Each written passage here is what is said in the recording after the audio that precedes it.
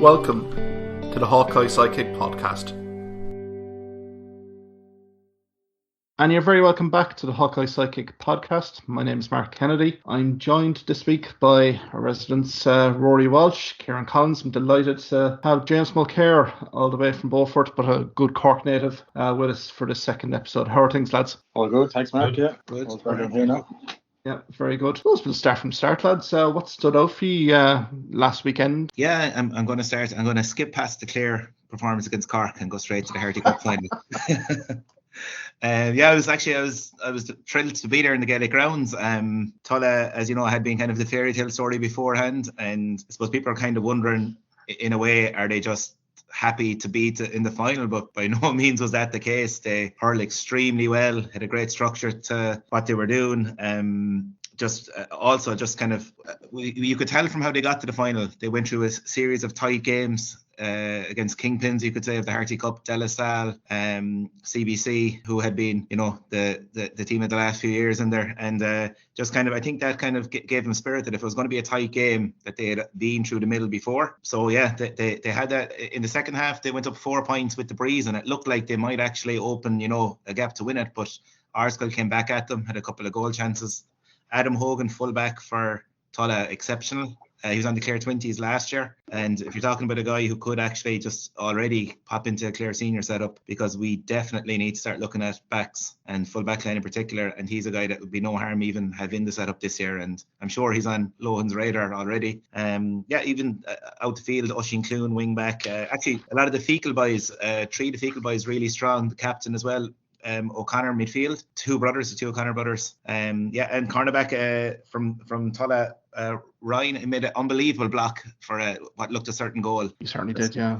That was a crucial play. But it was such a refreshing story, though, Rory, and I suppose James Kieran can let you join in here as well. The fact that the 300 lads in the school, they're all local lads, from neighbouring parishes. The record before this Harty Cup seemed to be pretty abysmal, so the fact that they were able to get through rounds and build the confidence, it's just been nothing short of a fairy tale story, Kieran and James. Yeah, and it wasn't even that they had to go through any, an easy way or an easy track to the final, like to beat De La Salle, obviously Arskell in the final, to beat Comans, so they did it the hard way. And I think it's just a sign to other schools that it can be done, just because of your size, or like 300 pupils, probably a small school in these days. From start to finish, it was a fairy tale result. And I think Niall Moore and the clip that went viral, I think it just showed even to him, like, he had to admire what they've gone through and how they got there. Absolutely, yeah. It's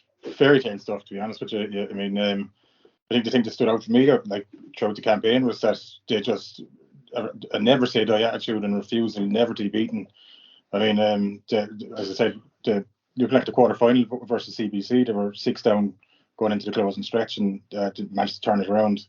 And like as Kieran was saying there, it's not like they had an easy, things worked in their favour in terms of the draw. They went through like some very big hitters and Coleman's, like CBC in the last couple of years, 3 finals, and coming through De La Salle then in semi-final and then on to Arskell Reese. I mean, you couldn't get a tougher route, really. So it's just one of those. I think it, like, obviously the league kicked off last week, but it is the highlight for last weekend, to be honest with you, for a lot of people, I would thought, Exactly.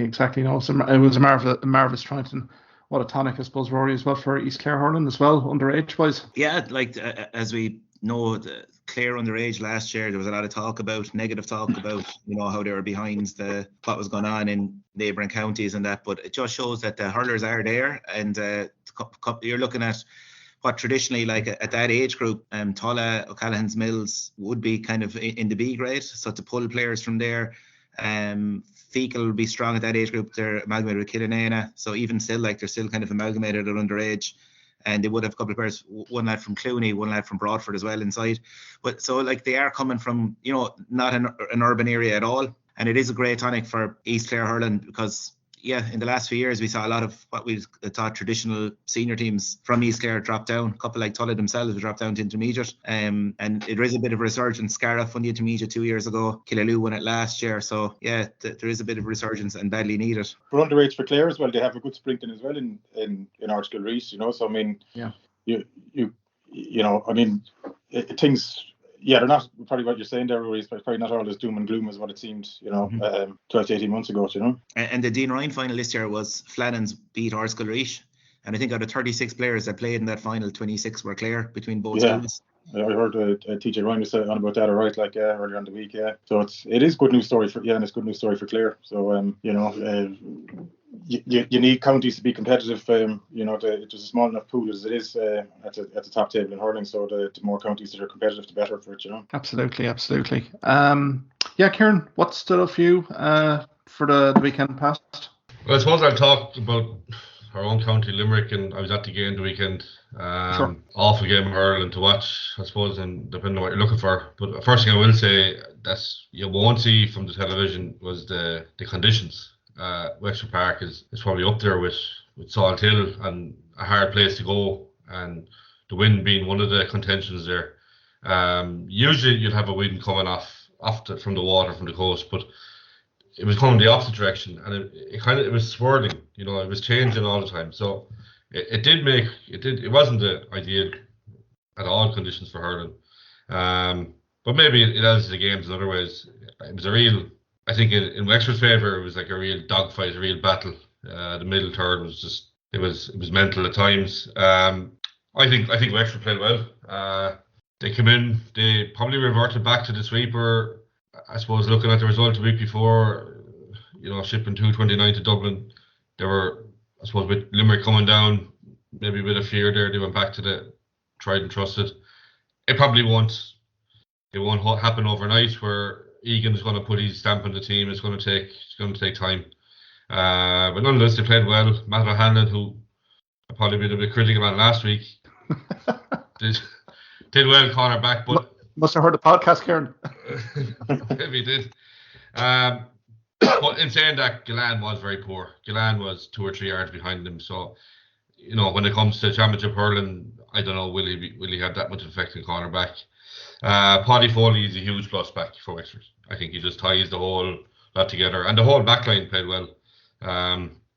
Damien Reck, who's a IGA man here, I thought he had a very good game, along with Conor Flood. He had 2 great points as well from play. Mikey Dwyer, I suppose he took his goal well in the circumstances. I don't know, it was 12 to 15 steps. I hear Davey was saying that he was being fouled. 2 wrongs don't make a right either. If you're going, I think the officiating, it needs to be looked at. It was kind of, from Limerick's perspective, the goal being allowed, and then the next play went down, and Limerick were penalised for overcarrying. So, it was a well taken goal. He finished well. Conor McDonald, thought he played well. Got a lot of ball in the second half because Wexford played with the wind. They used the wind to their advantage, which Limerick didn't do in the first half. A lot of ball went down on top of him. I think the Wexford crowd are happy to see him back in there in front of the square. I think that's where he's most influential. You could kind of hear a few calls during the game where, if he caught a ball, they were urgent to drive it over. So based on the reports during the week, that's the only bit of driving he'll be doing for a while. By all accounts, Limerick were poor, I thought. I think the only player you can pick out that did justice himself was Barry Nash. I thought he had a great game. But it just looked like they weren't at the game at all. They were sloppy, drop balls. I think Wexford, they put it up to them. They didn't overcommit to tackles. I think they just stood them up, and they made it hard for him. I wouldn't panic yet, but from a Limerick point of view, there wasn't too many positives to take from it. I think Gillan will improve. He'll need the 2 or 3 games, particularly, and he'll come right anyway. But yeah, Wexford, I think there was a little bit of hunger in the belly there, I think, just to make that statement, particularly with Darry Egan. I think so, Mark. Yeah, and then you factor that in as well. They got a bad beating off Dublin in the Walsh Cup, so you need to create a bit of momentum for yourself coming into the league, and so they put out a performance there, and it was kind of, I suppose it was like an old school kind of game, really. I mean, I can't remember the last time, like 1-11 to 11, like 1-11, they wouldn't even win you a half normally in hurling, like so. And at the last time Limerick scored 11 points in a match, you'd be going back a long time, I'd say. I mean, their wide count was 10 or 11, I think, in the first half alone. So I mean, as well as Wexford played, and Limerick were poor in the day, but if they converted any one of those wides, Limerick could have still come out on top, But I think the biggest disappointment But the younger guys, none of them really put their hand up. I think Cathal O'Neill really struggled. Like he was in the middle of it. He was in, that middle area. I suppose he's used to having space, and he just didn't have that space. And I think fumbled on a ball. Nothing went his way. But any of the guys that come on, Oisin O'Reilly, any of these guys, I don't think any of them put their hand up. And I suppose looking ahead, is Kylie kind of wondering about how do we replace Peter Casey? Especially when you go into the championship. Like, is Mulcare going to have the legs for it week in, week out? I don't know. He had to go campaign with Gaelic, but it's a tough ask. Pat Ryan, who has been on the panel a good few years, I don't know, is he a starting player? I think he might potentially be a better sub to bring on fresh legs when you need a bit of speed and pace. So I think from that perspective, they'll need some more answers over the next few weeks regarding how they're going to plug that hole going forward, I think. Yeah, I think actually Adam English, clubmate of Pat Ryan's, could be a real option there. Just saw him yesterday playing with UL against Mary I in the Fresh 1 Championship and just looked really sharp. Lovely touch and turn. Is similar to Casey in that he has Joe turn in a sixpence style, and he could be he looks like an out and out corner forward as well. And physically, I know he's young, but physically he's a strong young lad. So you'd imagine he'd physically stand up. It'd be interesting to see he's named on the bench this weekend. It'd be interesting to see if he gets game time and how he gets on. Exactly, and it's against Galway as well this weekend coming on Saturday night. And I think some key news coming in from Limerick is Barry Nash being selected at centre half back for that game. Declan Hannon on the bench, so Kyle Hayes, Dara Donovan, Sean Finn make their season debut. So I mean, we can lead into the Galway game, and I mean, it was here in Salt Hill, Pierce Stadium, and like Wexford, Jays, it was a fair cold place now with the breeze kind of blowing around there, but Poor Offaly just weren't really at the races. Unfortunately, Oisin Kelly's injuries really dampened their kind of enthusiasm for now. Joe McDonagh Cup, I think Michael Fenny was very quick to point out post-game, is the priority, but they got a lesson off Galway here. An awful lot of the young guns played exceptionally well. Evan Nyland, again, I think he has to be included into this Galway starting lineup. He scored 165 points from frees, 165. Again, Whelan inside full forward line, Donald O'Shea as well. So again, all the young goods showed well. Again, it's going to be very interesting here. Owen Cahill led the charge for Offaly with 10 points, 8 from frees, but again, they were struggling all ends up. They had a nice breeze behind them in the first half, and there were, I think, 6-7 points down at half time, and the game was well and truly over. And then it was just got going at all. I didn't think it really got going at all, Mark, even from the first whistle. Galway pulled clear even with even playing into the breeze, and yeah, as you said, the game was done. The game was done. Like I think as well, just like they put McInerney, they'd moved him over to Owen Cahill, and so it showed you like the intent there from Shefflin straight away. And yeah, they never let them settle, and they kind of ran away with it really. I mean, they could have had 3 or 4 goals in the first half alone. Ended up with 4 goals anyway, and it was a rout really. And I think for Offaly, what you'd be hoping for is that that they don't ship a lot of beatings in the league going forward, because you just want them to, they're kind of developing, and you don't really want it to affect them long term, Exactly, right. And even Gero McInerney gets 1-1. I mean, one for the archives, I think his goal was a bit of a rival to Rovers' effort as well. So, but like we can move quickly along from that, because I mean, Galway haven't earned anything. I think the real acid test will be on Saturday night against Limerick in the TUS Gaelic Round. It does set up a really mouth-watering clash though against Limerick, all right? Because Limerick now, they'll be looking to bounce back as well, and under Kylie, Limerick don't do 2 poor performances in a row. So I think it's set up for a fascinating encounter at the weekend between Galway and Limerick. I think just one thing on Galway, Mark, is I really think that Joe Canning is going to be a huge loss. Galway are the sort of team that when they're going well, they're the best team in the world to watch. They'll put on a big score on teams. But when it comes down to tight game, and there's a point or two in it with a few minutes to go, where, like, over the years, how many times have we seen Canning just do something magical and get him over the line? I'm struggling to see a player in the Galway setup that can take over that mantle. Conor Whelan, maybe the next closest to him. I don't know. I think Canning, they don't know how much they're going to miss him gone. Yes, I don't think. I think Nyland, yes, he looks very good, but without being too critical of him, like the penalty miss, you have to hit the target. it's early, it's January, it's February, but I think going forward, will the metal be there? Like we saw Galway in the league last year. Like they were shortened in price every league end went on, and then it was just an explosion. Like how did it all go so wrong so quickly from between the league and the championship? They were like two different teams. Yeah, I think the mystery still continues there. I think the book is going to be released anytime soon. But yeah, God, you have high standards, Kieran. Start of the league, haven't hit the target on a penalty. So, but I think Nyland as well, he showed his class with the NUIG there midweek as well. He had an outstanding game against WIT. So I think it all bodes well for King Henry. But I think Henry will look for the statement of intent down in Limerick on Saturday. I suppose we can quickly go as well to Clare and Cork lads with the lad from Clare, Ruairi Walsh, and James Mulcare from Cork. So I suppose two different sides of the fence, guys. What was your thoughts on Saturday night down in Páirc Uí Chaoimh? I thought Clare actually started brightly enough, but like Cork got on top, and like from the 20th minute on, I think they outscored them 110 to no score until half time, and that was really the end of the game for Clare. And second half, I thought it was a bit boring in the second half, really, because there wasn't much of a competitive edge to it.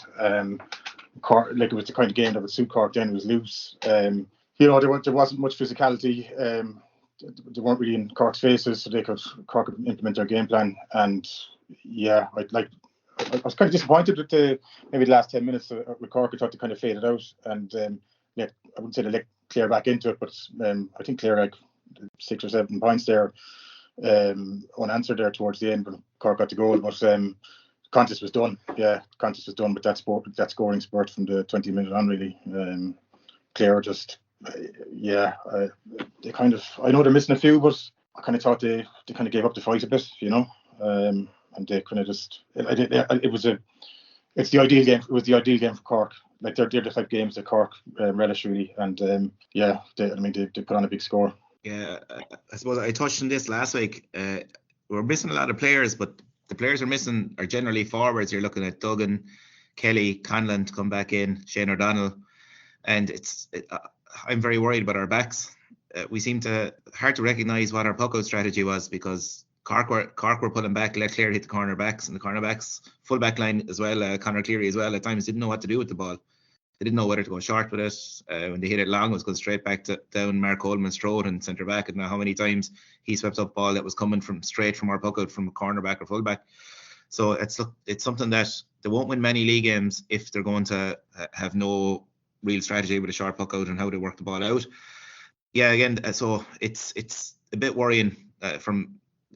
Like, I know we can say, we can name all the guys that are missing, but the fact that, Keane Galvin, who was a young prospect coming through, he actually had a bad knee injury last year, so he played just the Antrim game, and then he didn't feature again for the rest of the year. He had a bad knee injury, so he needs to get a bit of game time. I think he's playing in the Fitzgibbon team at UL, so playing at a high standard there, because Clare have to look at some new defenders, like It is a worry. Saying that, like Wexford coming to town on Sunday afternoon, is going to be probably a bit like Limerick needing a reaction. Clare Lohan will probably be, smarting after that game last week, and how Clare seemed to just, in a way, wave the white flag very early in the game. It had a real feel of a challenge match for the last 20 minutes, as James said there. Like, it was you score, we score for a small bit of it, and just got very sloppy. But Clare are going to have to come out all guns blazing with Wexford. I think they're still a bit smarting over the whole COVID-19 close contact fiasco of last year. And I suppose they got the ultimate revenge in the championship, but it still must be hurting. And I'd say that they don't need much motivation going into this game, especially after last week's defeat as well. So, yeah, two big games where the home teams, Limerick and Clare, are going to really have to come out and, kind of put last week's performances to bed. Absolutely. Because, I think Cork, James, in fairness, I counted 13 different scores in the 70 minutes. Kieran Kingston was outstanding with 9 points. Mark Coleman, 5 points. And Darragh Fitzgibbon, it was great to see him back. Pretty prominent 4 points as well, which I think should be a huge sign for Cork this year, particularly Darragh Fitzgibbon, because we never really saw the best of him last season. He wasn't great last season. I think he was kind of carrying an injury for most of the year, and or never really recovered from it. And but he does seem back to his the last day he did seem back to his his pre-2021 form, and he will be big addition if that is the case at midfield. He's just had such pace in him, and he's got an engine to get around as well. So that, like, if he is back to any sort of form, that just bodes well for Cork going forward, I think.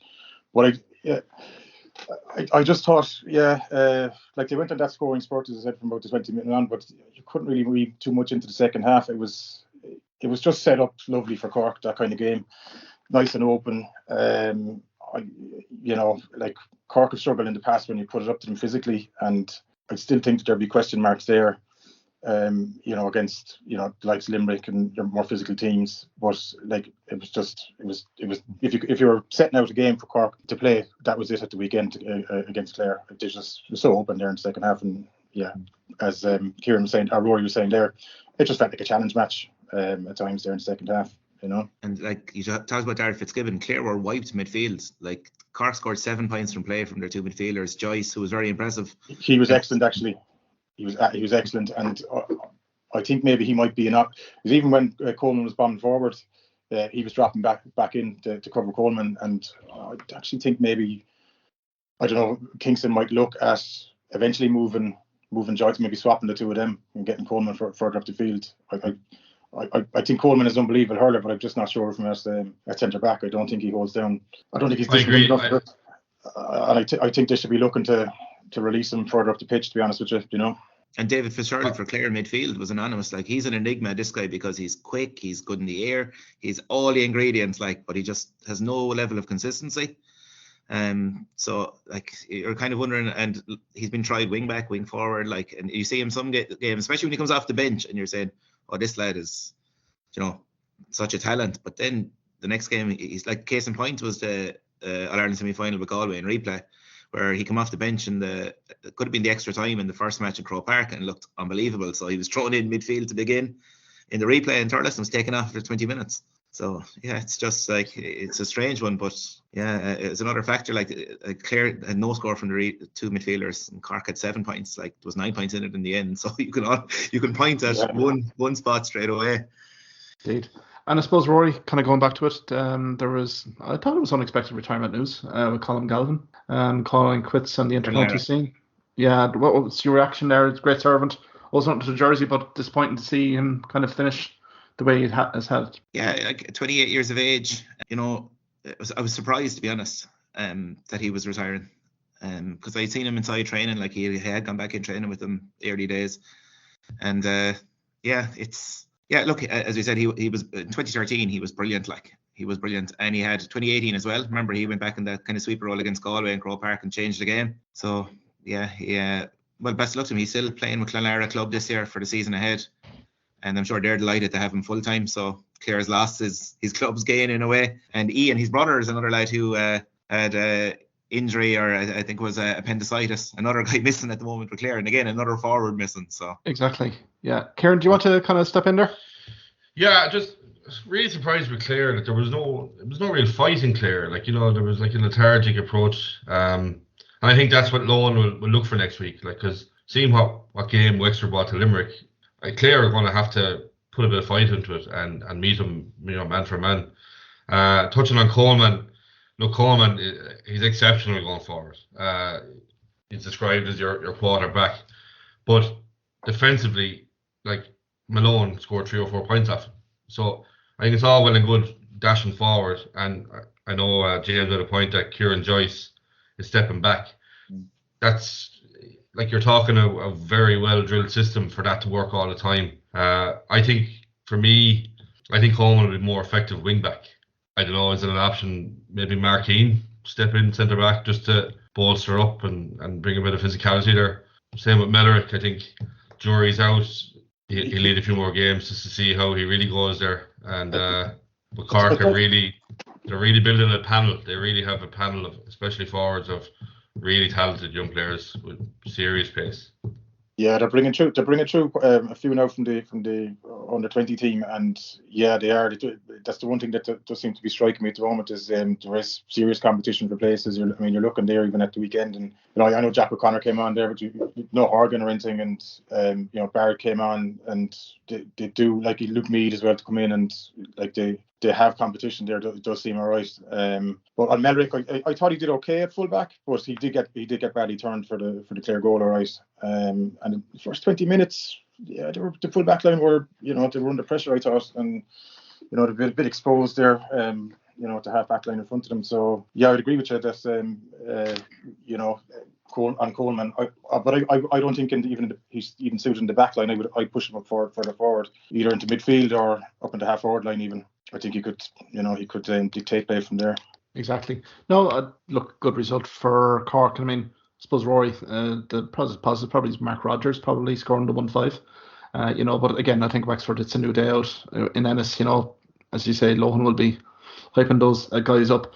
Cork travelled to Tullamore this Sunday to play Offaly. What I've seen in Offaly, I don't think this is going to be anything but a Cork win. And the Clare Wexford game, I think, is pretty 50-50. I suppose we can get to 1B as well here, guys. There were some interesting results. I mean, the winning score on each of these three games was 21 points, but I thought was quite ironic. Probably the game of the weekend in 1B, I thought was Dublin-Waterford on Sunday evening. I just watched it on TNG, and my God, physicality, and that was pretty incredible. I don't know if any of you saw the game, lads. Any thoughts? Yeah. Had a real championship feel to it, didn't it? Yeah, I think we flagged this last week as the game of the weekend, right? And in a way it was, but for drama, not hurling, and for intensity. It was like tough out, and you had Dublin with 2 black cards, ended up with 2 red cards. Was it 2 penalties they conceded? Like if Dublin held their discipline, they'd have won that game. But like they were on the edge. Talk about on the edge, it was over the edge. But yeah, in terms of like hurling purity, it wasn't. It was an absolute war, and it was skin and hair flying. I think even Cian O'Callaghan could have been sent off for either challenge, really. But Dublin, I thought Dublin played well. Owen O'Donnell is just phenomenal. I think he's one of the best fullbacks in the country. There was some point from distance as well. Did 9 different scores. It tells you its own story. And also during the week, I've heard it from a few different people that Cian O'Callaghan wasn't in Tralee with the Dublin footballers. So there was a lot of speculation that maybe he might join the hurlers this year. And I think if he was to join up with the forward line they have, I think he would become the talisman. And I think with Cian O'Callaghan, Dublin could really push and be a serious contender for Leinster. But I've heard that rumour as well, Kieran. I think it's just doing the rounds at the moment. All right, it seems to be fairly a lot of noise about it. Whether he does or not, no, I'm not sure, but certainly a lot of talk about it. All right. No, I just think with Waterford, like 2-15, but 2-9 of that was from place balls. So like they only actually scored 6 points from play, which maybe it's not going to be worrying. It's not going to worry Cahill this early in the year, but I think you'd like to see a few more lads on the board. They've all the Ballygunner guys come back, and Jamie Byrne, obviously they're going to add a serious attacking content, but I don't think he'd like to see that every week. I think he'd like to see more points on the board from play, especially. Exactly, because it seemed to me they were quite flat up until that Chimozzle that happened maybe 5-10 minutes into the second half. They looked quite flat. I mean, wasn't much there for Dublin to threaten, and then there was a bit of a melee. There was 10-14 guys there, and umpires being called, given the all evidence, and a few yellow cards handed out, and it seemed to stoke Waterford a little bit. Really, it kind of culminated on that penalty. Brennan, the goalkeeper for Dublin, Jays, that was that tackle would be befitting of Aviva Stadium 24 hours prior, to be perfectly fair. But kind of ebbed and flowed a little bit, and I suppose, as you say yourselves, lads, Waterford had the Ballygunner contingent not there. I suppose Cahill would be, relatively pleased enough that he was able to get out of Parnell Park with at least a point anyway. I think so, yeah. I think it's a good result. I think it's a good result for Waterford, to be honest with you. And it's something to take forward. I think he'll be pleased. Yeah, I think the big game now coming up soon will be that Dublin away to Tip. They're playing away to Antrim this weekend, and Antrim will be buoyed by their performance again down in Nolan Park. And last year, first round, remember, they beat Clare up in Antrim in the first round. So Dublin are forewarned going into it. But if Dublin get over that, then they're going to Thurles in the next round after that, and that will kind of Dublin win. They're right in there to win 1B. If not, they're kind of the race over. So that is a huge game. A tough place to go as well up there as well to win. But yeah, they'll be targeting that, all right, I'd imagine. Yeah, but Antrim were quite good actually. I thought, even though it was a dour enough all game overall against Kilkenny, but conditions were poor as well. But they bar an excellent save at the end there. They could have actually snatched it. Kilkenny really kind of let them back into it in the last 10 minutes, and lucky enough to come away with the points at the end. I thought I thought they were poor really, to be honest. Kilkenny, they seemed. I heard Brian Hogan talking, saying that they look like, what he's heard is that they've done a lot of physical training, but maybe not much hurling, and that seemed to be the case for me in the game. That their touch seemed off, and they're trying to run through the lines, but they were, that if your touch isn't right, that's not going to work for you. And yeah, there was a lot, the lot wides. I just thought, there's plenty for Cody to be worried about going into Tulla at the weekend. They weren't overly impressive. I suppose he'd be looking at it that they got the win and move on to tip. I suppose you could, with the weekend that was in it and the conditions, a lot of teams, you're not going to be too hard on them. But the interesting thing for me with Kilkenny was Ruairi Walsh talking about centre forward.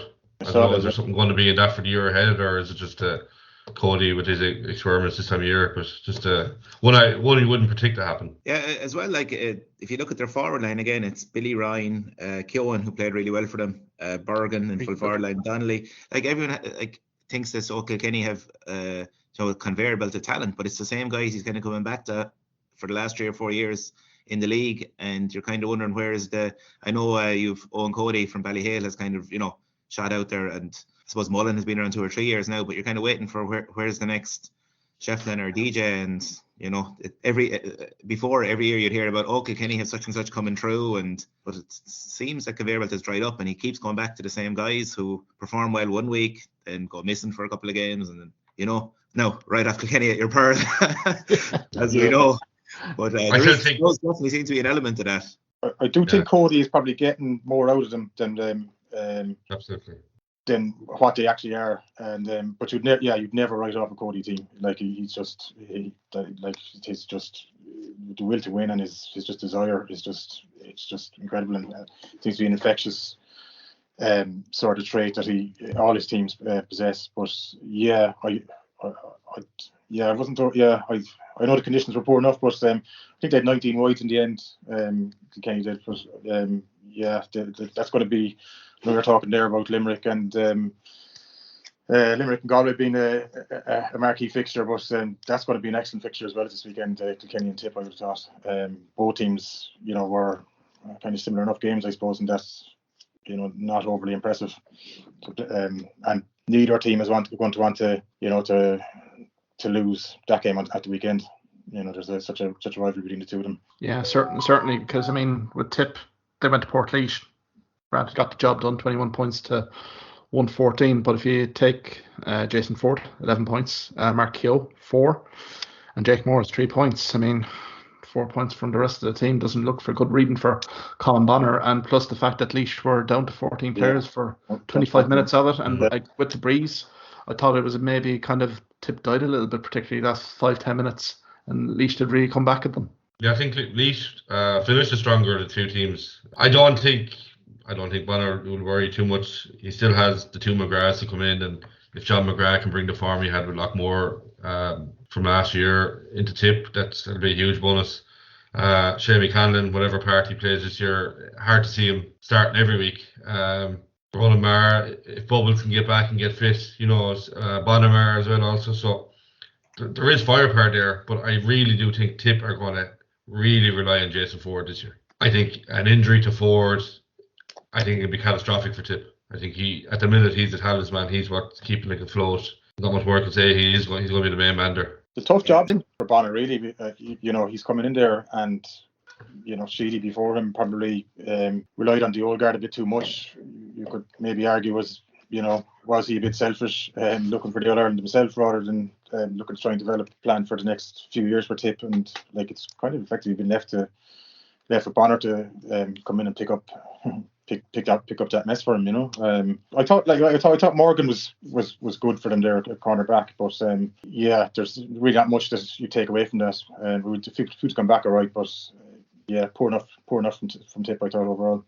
If they have any real ambitions, I think they have to be beating Kilkenny without the Ballyhale lads, without TJ and O'Reilly and Adrian Mullen. Like they have to, if they have any ambitions for league, they have to win this game at the weekend, really, because they have Waterford then and kind of a Dublin team that are showing promise to come after that. And that'll be tasty enough between Waterford and Tip, just given the off-season, Liam Cahill being linked to that Tipperary job. Whether he took it or didn't take it, that was entirely. But I mean, the Tip backline here, I'm just looking at it, guys. I mean, he had quickly in at full back. Craig Morgan, cornerback, the under-21 All-Ireland winning player at cornerback. He had Quirk at wing-back. Seamus Kennedy played centre-half back, and Barry Heffernan and another wing-back position. So, I mean, I think with Bonner, he's really kind of experimenting, giving players a bit of a go. I suppose Ronan Maher comes in naturally enough. But I suppose we can get to it. Porrick Maher, his unexpected retirement statement. I mean, we didn't cover it last week, guys, but what a legend of the game. And he's a ferocious loss for Tipperary, particularly down the spine of that team. Rory, any thoughts there? Yeah, another one unexpected out of the Tip players from last year. You'd have thought, that Paddy Maher, like they started back full back there, and you'd have thought, okay, they'll get another few years out of Paddy at full back. Phenomenal in the air. There was many games going back over the last 10 years where you were killing your goalie for pucking the ball anywhere near him because his hand was like a magnet, and just he had this ability as well to kind of win frees from when he caught a ball, where he had a wonderful art of kind of leaning into the forward. It was just very well done. So either he burst through the forward or he won a free inevitably off him, and it was just like it was one section of the Tipperary team that you kind of said keep the ball away from that area. Very few teams took him on.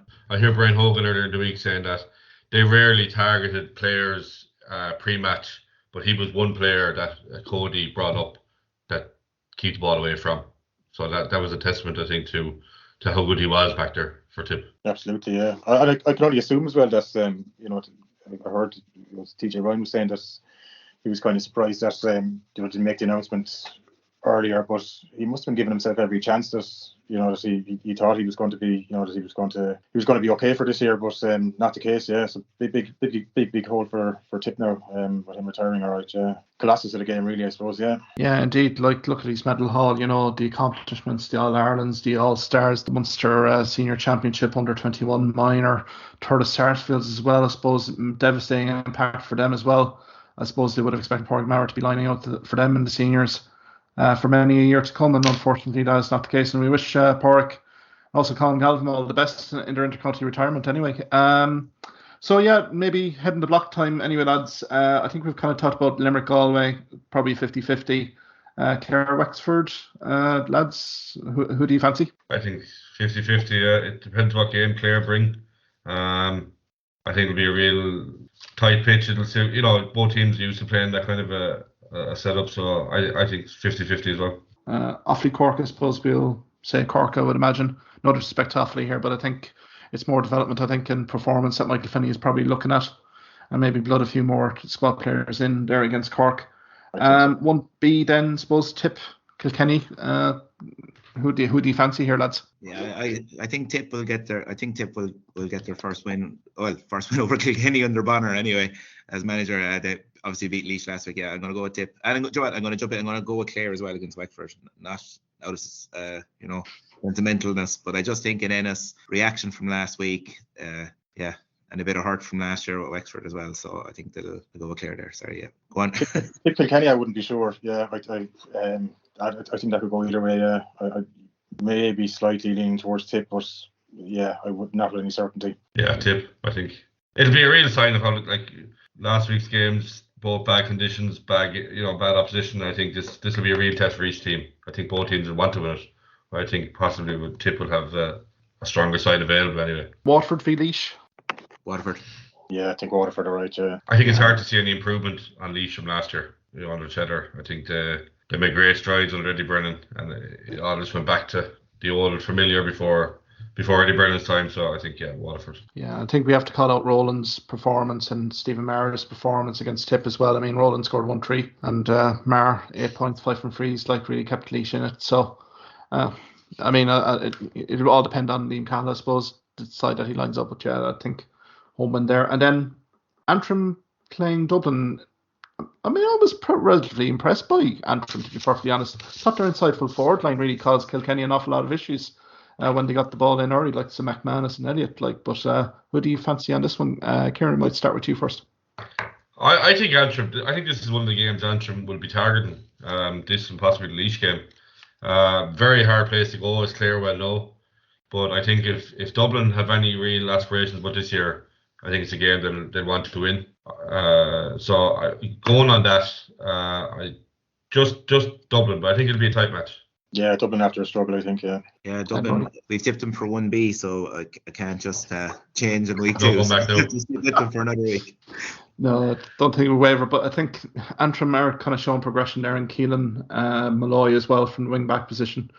He's coming on leaps and bounds as well. It'll be very interesting, but it's a vital game for Dublin as well to kind of get the promotion push going as well. And we'll give it to Dublin as well. Before we go here, guys, we'd be remiss of us not to mention the All-Ireland Club Senior Championship final this weekend. Ballygunner faced Ballyhale Shamrocks, guys. Looks a fascinating watch, really. What are your initial thoughts, and who do you think will advance as winners? Maybe we'll start with James here. Well, I have a slight fancy for Ballygunner. But just slight fancy for it. I mean, Ballyhale, I think they are on the slide, but they're just never beaten, are they? I mean, the semi-final there against Thomas's, I mean, it should have been all over, but TJ Reid buried that free, and same the semi-final then against Rhinos as well. They looked like they were beaten as well, and they pulled it out of the fire. So, and Ballygunner then on the flip side then have come through Munster fairly handy. They did get a test then against Slaughtneil in the semi-final. I think the bookies have it maybe marginally favouring Ballyhale, but I just have a feeling Ballygunner, I think there's momentum with them, and I think maybe this is their chance, to be honest with you. I think they'll do it. Yeah, Kieran, what do you think? Probably Ballygunner have had the probably easier of the two routes. They look very impressed against Kilmallock. I don't know how good Kilmallock were that day, but still in all, it looked like they just blew them out of the water completely. Ballyhale, like, Jesus, Ryan has had them beaten, Thomas has had them beaten, but yet they're still here in the final. So I think Ballygunner, and I think just hunger. I think sure in playing hunger, like, you can't be beaten. I think if they're going to win, they'll have to be 5 or 6 points up coming into the last few minutes to win it. But I think Ballygunner will, the hunger alone, and I think if they do, what it will do for Waterford hurling as well. It'll be a huge bonus. But you can't leave Ballyhale in there at all. I think I'd agree with that. I think you have to be, if they're with any sort of sniff at all coming down the closing stretch, they're just never beaten. Never beaten. I'm going to give a 3 in a row as well to Ballygunner, but as well a very hesitant one. It's a hard one to call. I think Croke Park will suit, like as we see with Desi Hutchinson, just that space inside the way Ballygunner play, and they can expose that space in front of their full forward line. I think it's going to suit the two of them inside. And again, I just think as well Ballyhale haven't been as impressive this year, but saying that, they could turn it on in final day, as we know. But yeah, just a hesitant tip for Ballygunner there. Actually, Super Saturday, isn't it, with club final at 3 o'clock. Ireland and France 4:45, and then Galway Limerick at 7. So, Carlsberg don't do weekends, huh? You wouldn't think it's the Valentine's weekend coming up or anything like that, It is what it is. But for me, look, I'm going to go against the grain, and until the champions get beat, I'm going to go Ballyhale for kind of 2 key reasons. I think handling the final occasion is going to be a massive task for Ballygunner. For Ballyhale Shamrocks, they've been there, they've been familiar with the setup. Croke Park's like a second home to an awful lot of these Kilkenny lads. So it's how Ballygunner settle here in this game, first 15-20 minutes, and they will have their periods of pressure, and I think it's just vital that Billy O'Keefe and Hutchinson, and Billy O'Keefe in particular, is a guy that Hutchinson will be double marked, no question about it. So I think the likes of O'Keefe, guys like that, O'Mahony, have to step up from play on that. And on the other side, with Ballyhale, they will look to eke out goals early here. I wonder if Adrian Mullen will be slotted in inside full forward alongside TJ Reid to get that, initial kind of confidence boost. So I think for me, it's going to be an entertaining game, but I think Ballyhale, now granted, Ballyhale, I think have about 4 late injury worries, particularly 2 or 3 in the back line. So that could change things a bit. But I think right now, I'm going to go Ballyhale just purely because they are the reigning champions and they just don't know when they're beat, to be perfectly fair. But it's going to be an entertaining game, whatever way we look at it. Guys, we'll leave it there. Pretty lengthy episode. Many thanks, Rory, Kieran, and James as well. And sure, we'll be back next week to kind of survey and review all the action that's been had this weekend. Thanks again, guys. Thanks, Mark. See you, guys. Bye now. Thank you for listening to this podcast episode. If you liked what you heard in this podcast, why not subscribe to the Hawkeye Sidekick podcast on either Amazon, Spotify, YouTube or Twitter platforms. You can also follow me at Hawkeye Sidekick on Facebook and Twitter for the latest sporting opinions, articles and reports.